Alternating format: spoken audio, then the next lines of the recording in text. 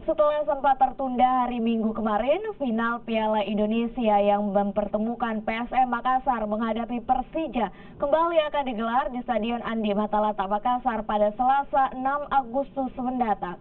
Kepastian jadwal ulang ini berdasarkan surat resmi dari PSSI yang ditandatangani Sekretaris Jenderal PSSI Ratu Tisha.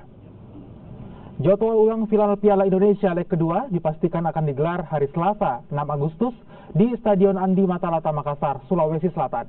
Pernyataan ini disampaikan CEO PSM Munafri Arifudin. Yang paling pertama tentu saya harus berkoordinasi dengan tim pelatih bagaimana mengatur jadwalnya, jadwal yang telah ditentukan karena memang di dalam jadwal ini kita ada away ke Bali di dalam lanjutan Liga Sopi.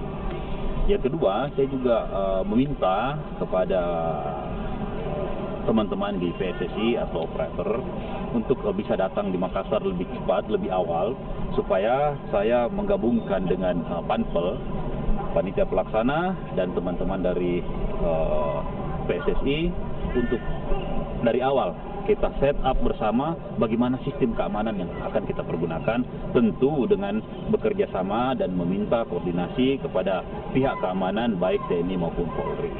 Saya pikir ini